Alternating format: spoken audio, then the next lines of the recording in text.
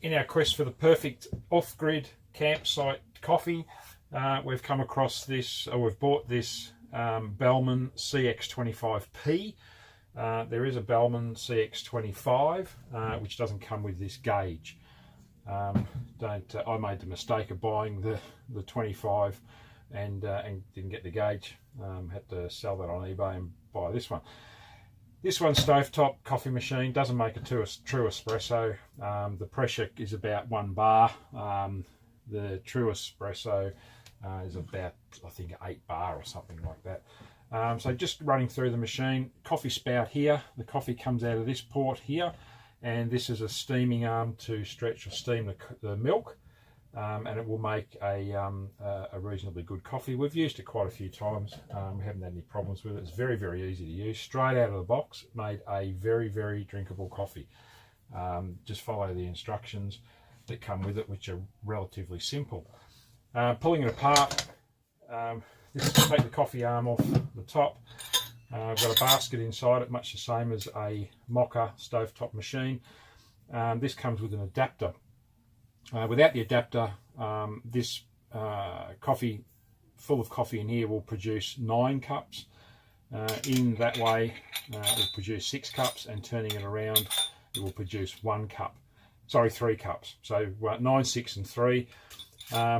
It'll produce what's 9, well, in this particular instance, it'll produce 3 shots, which is about 30 to 40 mil of coffee. So somewhere between 90 and 120 mils of coffee. In a mug, if you're going to make mugs of coffee, you're going to need somewhere around about 70 or 80 mils anyway. So that is fairly close to 1 mug of coffee, in my opinion. So therefore 2 mugs and 3 mugs if you want to go and make more for other people. Inside the machine itself, it has a depth gauge. So it has 3, 6 and 9 written on it.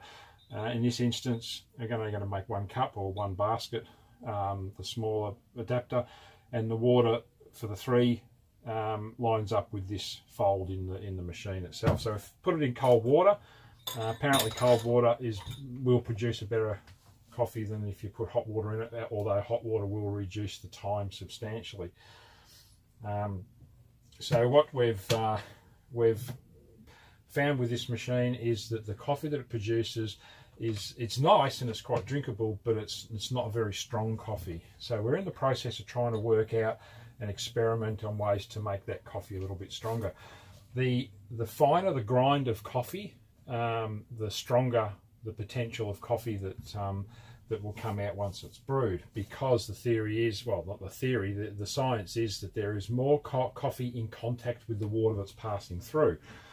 If the coffee's, you want it a little bit weaker, then you use a coarser grind of coffee. So there's less surface area because the granules are bigger. So there's less coffee that's being, the water's passing over less coffee. That's the science anyway. The problem with that is that with most coffee making apparatus, if you run too much water through the coffee, it will become bitter. And if you don't run enough water through the coffee, it will be very weak. We're struggling with this, like it's a nice coffee, but we're struggling to make it strong enough for the way that I like it. Anyway, when you buy these machines, sometimes they throw in these aftermarket filters. They're not made by Bellman, who make the machine. They're from somewhere else. Get, I don't know, $6 or $7 or something for 20 of them from a coffee shop. Not sure what they're made out of because I've not opened the bag. What does exactly the same job for free, or pretty much free, which you're carrying in your caravan anyway, is just a circle of toilet paper. Will do exactly the same thing. In our case, we've been using the filters because we've been using coffee that is ground far finer than what is recommended by the manufacturer. The manufacturer recommends coffee that's ground to somewhere the consistency of white sugar or salt. That's the kind of grind that you're looking for. You probably can't pick it up on the camera, but that's a coffee there that's ground for our mocha, which is quite coarse. And this is very, very fine ground coffee here, which is very much like talcum powder. It's very, very fine. We've run it through this Moulinex here, which is a blade. This is a blade. It's not a true grinder. It's just a blade cutter or a spice cutter, like the cheap ones that are sold as coffee grinders in the shops. And I've ground the bejesus out of this to get it as fine as I can. The potential downside of that is that the finer the coffee that you put into the machine, obviously the potential for stronger coffee, but also the potential for those coffee granules that have been ground up to go through these holes in this extraction area at the top and end up in your actual coffee, which you don't want. Hence the toilet paper filter, and that works very, very well. I can't comment on how these purchased ones work because I've never used one, but I can certainly attest to the cut up toilet paper. There is no coffee, ground coffee enters the coffee once it's been brewed. We put the thing back together. Take the coffee basket out. We're going to use this ground up stuff. We're still trying to make a good strong coffee, and so what we'll do is we've got a nozzle off a silicone tube, goes over the top of that hole, stops the coffee from going into that hole and makes cleanup slightly easier. Tip the coffee in around the top. We've been tamping it, we've been not tamping it, we've done all sorts of wonderful things to try and get the best coffee, and to be perfectly honest with you, it comes out the same all the bloody time, and it's quite frustrating because with the Mooker, which is the other machine that we've got, it took months and months and months to get that coffee right, and that coffee's now perfect, but geez, if you vary the grind of the coffee or the amount of water or the heat or whatever, it goes right off the boil and the coffee's bloody well near undrinkable. With this thing, you basically can't do anything wrong. Every time, whatever it is that you do, the coffee comes out the bloody same. Anyway, so we'll tamp that down ever so slightly. You don't want much pressure in there. That's a piece of melamine. You can buy tampers for these things for about $35. They're relatively expensive, and you don't have any option because this is around about a 70 mil diameter basket, whereas normal coffee machines, the diameter of the basket is about 50 mil. So this is quite unique, and there's only one tamper that I know of that you can buy, and it needs to have a hole in it because of that. With a normal machine, they're flat along the bottom, so they don't need that hole. They have that hole. Anyway, so we've tamped that down. We stick that back into the body of the machine. We get our piece of toilet paper and put it on top. Make sure you got to clean. Make sure that this lip around here is clean of coffee because it does pressurize, and if you've got coffee sitting around the edge of that and this rubber seal doesn't seal properly, then the water will leak out, coffee will leak out, etc. So whack that on the top. We screw him down. It's got to be screwed down relatively tight because of the pressure aspect of it. So you give it a good screw down. Don't be shy. And make sure that coffee knob is closed, and make sure that the steam is closed. So what we'll do now is we'll put it onto the stove, and we'll turn it on, and we'll put it on reasonably low and let it come up to temperature quite slowly, and then once according to the instructions, once you get to 1.2 bar on this gauge, that's the time to pull the coffee. And then so when you get the coffee that you want, you turn that off, and then you let it rise up to a bit over 2, and that's when you use this to steam the milk. So we'll turn it on, put it on to reasonably low with cold water, and then once it's up to temperature and it's built up a bit of pressure, then we'll pull the coffee out of it, and we'll make one, and we'll see how we go. Okay, the coffee machine's reached about 1 bar on the dial, so we turn the gas down, not off, and you'll see that it's reached about 1 bar.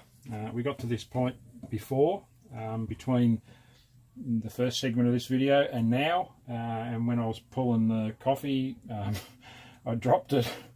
It went everywhere. But anyway, off we go again. So we turn the gas down, and then we got to bleed out a little bit of the pressure out of here, and there'll be a little bit of, there's not much water coming out, so we can leave that. If there's any water coming out, just throw it out the door. Then we'll pull that coffee out. So the pressure inside is pushing that coffee up through the water up through that coffee, which is sitting underneath this coffee extracting area, pushing it through along here and out through this nozzle. So once it gets up to about 80 mil, which is about 2 shots, that's ample for us. It will start to cough and splutter once it gets toward the end of its extraction. Okay, so we're up around the 90 mil mark there. So what we'll do is we'll tip it into the cup. Then we turn the heat back up again, and we've got to bring that pressure up to around the 2. Close off the coffee valve, and then we'll be able to steam the milk.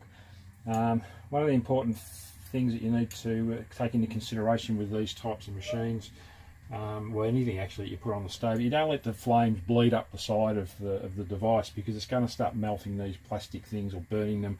You want to keep this handle here away from the flame, because that's the only way you're going to pick the thing up. This burner on this caravan stove is actually pretty good on high, or almost on high. It's just barely lapping the sides. So we're getting up to about 1 3/4 bar. We've already got our milk in our steaming pot, and we have a coffee thermometer sitting in there. We've got to get it into that grey area, which is between 60 and 70 degrees, and then it's ready to make our coffee. So we can stir in. I take sugar, so I put sugar already in the cup before the coffee's gone in there. And I'll save me stirring it later. Right, so we're at 2. I want to keep the pressure up, so we want to keep that temperature up. So what we're going to do now is put the we're going to drive some bubbles into the milk. So we're going to keep the nozzle just at the surface of the milk to blow some air into it, and then we're going to push the nozzle down. So you'll hear it blowing the bubbles into the milk now.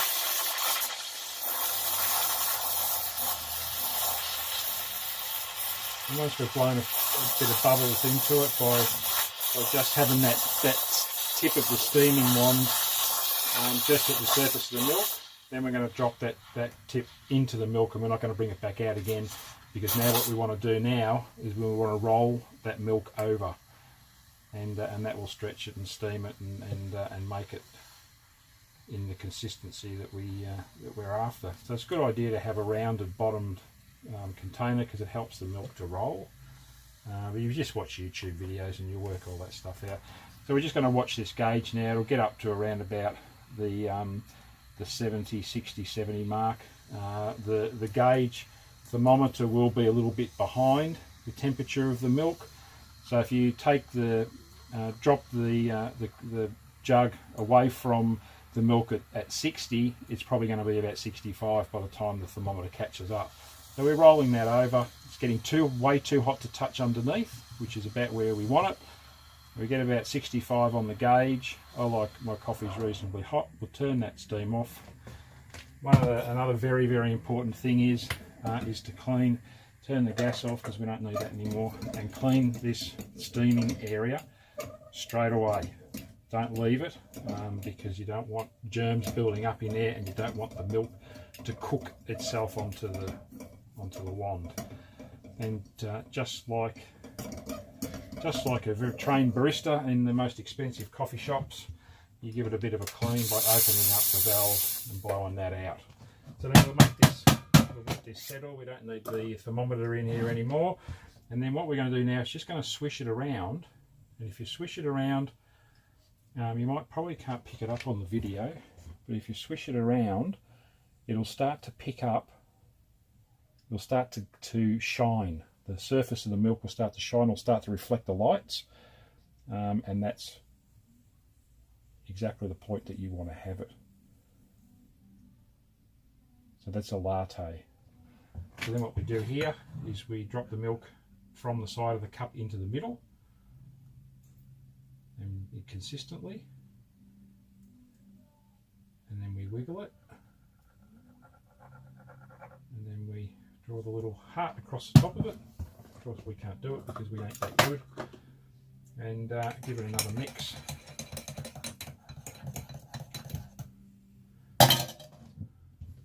taste test. We'll see how we go.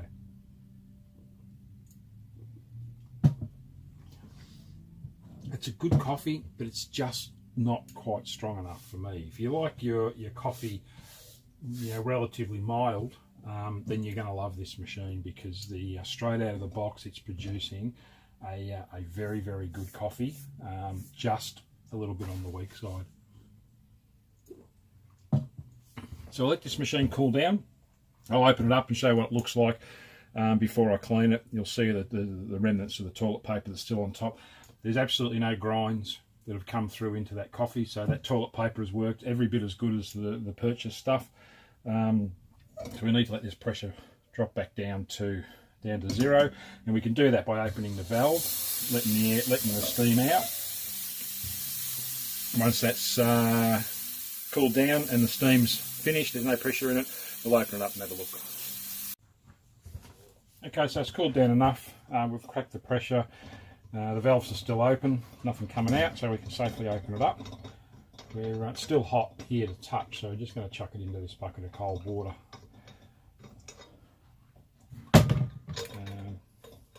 There's the coffee extractor there, relatively clean. There's a bit of coffee granules on the filter, so they'll go into the water. And here is the, which will be as hot as buggery. There's the basket, and with the toilet paper sitting on top, and you can see that there's no breaks in that toilet paper. It's still in one piece. The coffee's certainly come out, and beats buying those filters from the shop. You can buy them if you want, but you've got them here if you run out, or you find you want one, you don't have them, or you find you want one, you've only got very finely ground coffee, and it's the only coffee that you can find. If you choose to grind it or get it ground at a coffee distributor, and you end up camping somewhere and you go to a town, you can't find the grinds, you run out of the coffee that you normally use, you can buy the espresso ground blocks from the supermarket, and you can use this toilet paper and it will work fine. And that's it. Great little machine.